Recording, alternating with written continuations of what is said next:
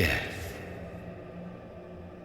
Since the apple was plucked from the sacred tree, mortality was believed to be God's punishment, a righteous snare to keep mankind from ascending to the stars. They were all so wrong. Death is not a wicked thing, nor some holy retribution. A true punishment would be to never know its sweet kiss. Awaken from the harshness and be born once more. The Souls-like genre has had a plethora of entries since the inception of the genre. Of course, some are good, some are really bad, and some end up having more interesting mechanics than others. Vampyr falls squarely into that interesting category. It brings its own unique spin on the genre, with its social dynamics being as important or even more important than the actual combat, which is usually the focal point of these types of games. Going into Vampyr, I really had no idea what to expect, and coming out of Vampyr, I was pretty surprised at the lackluster critical reception it received at its initial release. In this review, I'll do a deep dive into those various mechanics of the game and provide my opinion on each of them. Let's start with a brief overview of the developer before jumping into the nitty-gritty. Vampyr was developed by Don't Nod, a game developer based out of Paris, France. Their debut title was Remember Me, a 2013 third-person action-adventure game which released on the PS3 and the Xbox 360. It would go on to receive a 72 on Metacritic. That game was followed up by Life is Strange, which released on just about every device on Earth, won a bunch of awards, and sits at an 85 on Metacritic. In June of 2018, Don't Nod would release Vampyr on the PS4, the Xbox One, PC, and a year later, the Nintendo Switch would also get its own port. This would be their first foray in the Souls-like genre, but was rated pretty average by critics, scoring a 70 on Metacritic. Since then, they've released a number of titles, with their most recent game being Banisher's Ghost of New Eden. That game is definitely on my list of games to play. Regardless, it's been 6 years since the release, and since my community had voted for me to play Vampyr next, there's no better time to jump in and give it a playthrough. In Vampyr, you play the role of Dr. Jonathan Reed, who is just returning to London after World War I, and right at the start of the Spanish flu. Reed awakens in a mass grave surrounded by dozens of corpses, and while filled with bloodlust, Reed accidentally kills his own sister, who is searching for his body. This basically sets the plot of the game, which is to figure out what happened both to himself and to avenge his sister's death. From there, Reed meets Dr. Swansea, who offers Reed a position at the Pembroke Hospital to practice medicine, but that also doubles as serving the central headquarters for Dr. Reed. Choice in Vampyr is paramount. As a doctor, a crucial aspect of the game is the well-being of those around you. You can play your role as a doctor and honor the Hippocratic Oath, while also playing the role of a vampire. The social system that exists within the game will be discussed in its own section, but it plays a crucial role in the story, as the choices you make, the citizens you kill or don't kill, all contribute to one of the 4 possible endings. What I liked most about the story is how original it is, how impactful the decisions you make are, and just how intertwined everything is. The amount of control you have over who lives or dies, as well as whether a district falls into chaos or becomes healthy and thriving once again, is refreshing. I won't spoil any of the story, but I will say that if you're remotely interested in games where choices matter and enjoy balancing relationships, then Vampyr will surprise you with its effort in these categories. The characters are well written, and there is a dense script for many characters who have a lot to share about themselves and their backgrounds, most of which are really well voiced. Vampyr is 100% worth a playthrough for the story alone. I personally enjoyed it quite a bit, and given the fact that there are multiple endings, the choice to go back and do it all over again is there. It's also worth noting that you can even do a pacifist run of the game.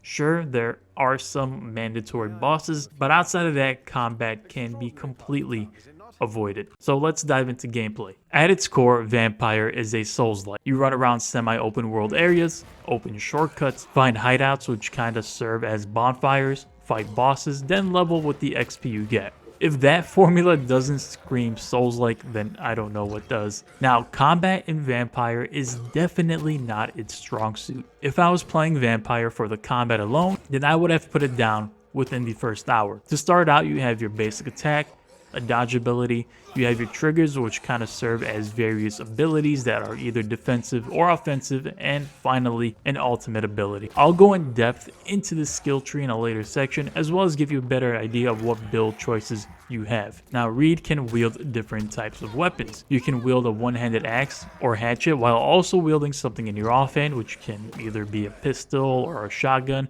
or maybe even additional melee weapon that specializes in stunning enemies. On the flip side, Reed can also wield two-handed weapons. These don't give you the option to carry an offhand, but make up for it in terms of damage. You also have access to blood abilities. These are abilities that are tied to your triggers that require blood in order to use in combat. If you ever run low on blood, then just wear down an enemy's stun meter and go for a bite.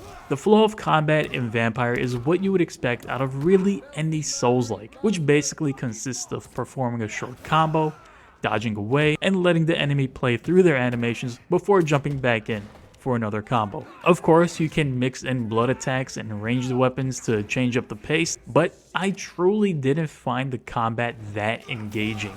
Most combat encounters left me just wanting to get them over with, or finding ways to get around them by finding shortcuts in the streets. Like I said earlier, I would not play Vampyr for the combat alone. Since there has to be a reason for combat, let's talk about the types of enemies you'll encounter throughout London. There are Skull enemies. These types are feral vampires that really don't have much of a conscience and are just looking to attack on first sight. Within this specific group of enemies, there are different types. There are some that are really quick and flash in and out of combat to appear behind you. There are brute types that try to jump on you and perform heavier attacks. Outside of Skulls, there are members of the Guard of Prywin, which is like a vampire hunting society that has their own types of enemies, and these guys come in melee forms. They can have ranged forms that attack with fire or poison, or even sometimes pistols and shotguns, and they're sometimes even accompanied by reverends that hold up a cross to blind you with holy light that drains your stamina. I thought those enemies were pretty original. Now, there are bosses in the game, but they don't feel very epic. In most Souls-like, bosses usually get some sort of monologue or cool intro, but that doesn't really exist in Vampyr. Also, the boss fights aren't particularly hard, and generally speaking, the game didn't feel all that difficult either. I only mention that because this genre is known for its usually difficult and challenging boss fight and enemies, but it didn't feel like that was the case here. I won't go through and spoil the other types of enemies you come across, but for what the game is, I will say that there's definitely a good amount of enemy variety. Now, of course, there is a leveling system in Vampyr, one that is fairly shallow. When I first stumbled across the skill system and poked around the different skill trees, I was genuinely impressed. But as I dug deeper into these trees, I realized that these upgrades are actually kinda lackluster. Let me explain.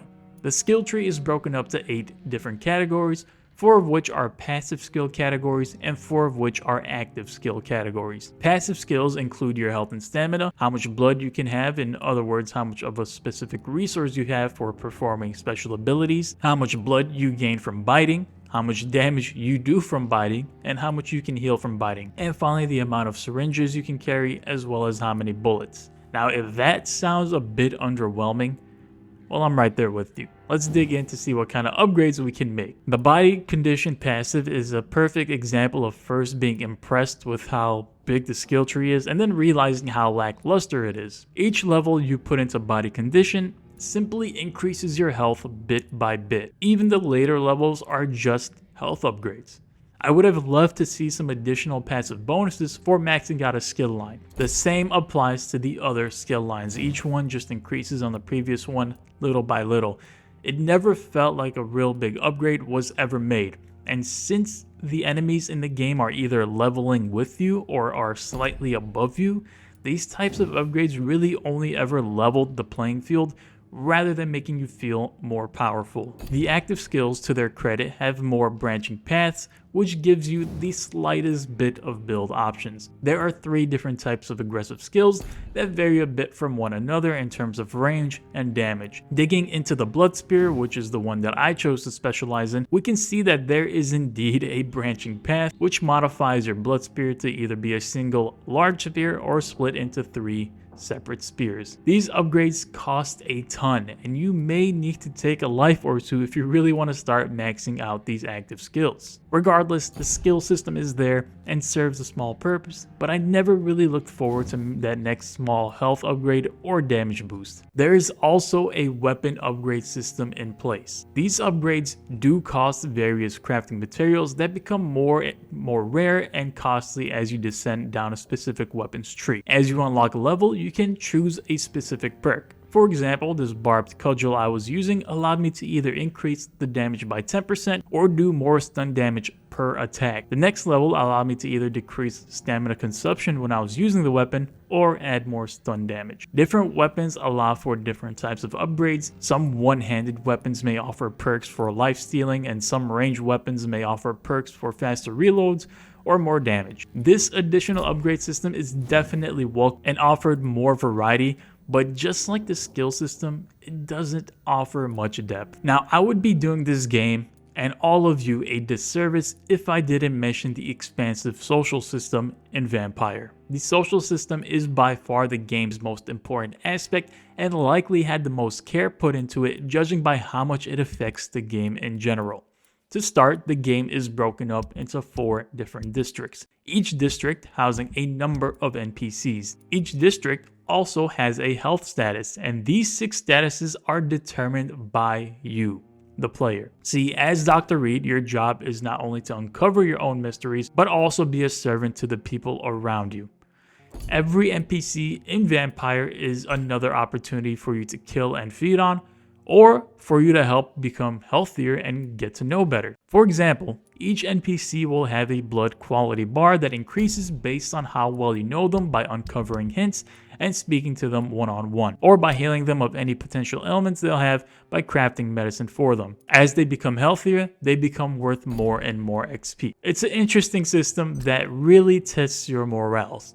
You start asking yourself, am I healing this person because I want their blood quality to be better so they can be worth more XP, allowing me to level faster, or because I'm a good person and I sincerely want to help? The balance is up to you to uphold. Every NPC in the game is going to be worth a varying amount of XP depending on their importance and ranking. Taking the blood of these citizens, of course, is not an easy task, as you need to mesmerize them and lead them to a dark area without any witnesses before plunging your fangs deep into them. The whole system is genuinely interesting, and large events like killing a pillar will cause quite literally all hell to break loose.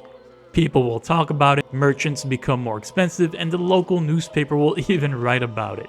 You can effectively eliminate all the NPCs and just be an absolute monster. The social system was the best part of the game, and it really served a unique purpose and made the game worth playing. It's clear a lot of development time went into it, as there's far more depth in it compared to the other systems in Vampyr. It's worth mentioning that some NPCs have separate investigations that can be done, and these serve as small side quests to uncover more hints or gain a chunky XP reward. Another thing that Vampyr does well is the environment design.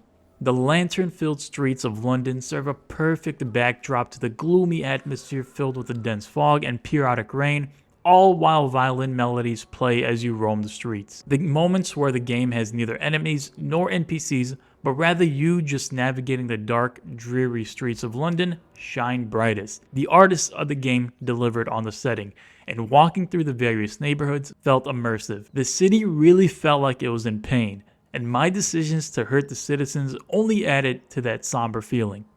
The map, while not large by any means, was well crafted, with various shortcuts becoming available leading to side streets that were once tucked away, and new alternate routes to take. The interiors of these houses and buildings that become accessible are well crafted with all sorts of debris scattered around. The environmental storytelling is at the forefront, cluing you in on the hasty escape or brutal ending some citizens had experienced. Scattered around are various codexes, pictures, collectibles, which sometimes lead to hints about various NPCs. The environment and overall setting of Vampyr was really well done, and I would say it's one of the highlights of my experience during my playthrough. Vampyr is a very unique game.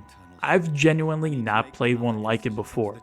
It offers something no other Souls-like has had in past or since, and that being the deep social system that carries it for most of the playthrough. The story itself is intriguing, it's well acted, and very well voiced. The actors took their roles very seriously, and it shows in the delivery. The setting and atmosphere was really well crafted, and London serves as a perfect setting for this story to be told. What weighs Vampyr down is the average combat. It really does not do anything special that hasn't been done before, and while it does add a vampire twist to the combat, none of that really held my attention by itself. The skill system is also underwhelming, and so is the weapon upgrade system. Overall, however, Vampyr is definitely worth a playthrough if, and this is a big if you're the type of player who first and foremost listens to dialogue and doesn't skip scenes and enjoys the social aspect of video games. There is a ton of dialogue in this game, and there are times you might go up to 10 to 20 minutes without fighting a single enemy. If that sounds good to you, then go play Vampyr. If, however, you're someone who's just in it for the combat, then I would advise staying away. Regardless, the story itself is worth a playthrough given the variety of choices you make and the amount of control you have, giving you the ability to shape London in your own way. So that's going to wrap this review up. Thank you all for watching. Be sure to subscribe. I'll be posting another poll for the next game that I'm going to review and revisit, so be sure to vote in that. And I'll see you all in the next one.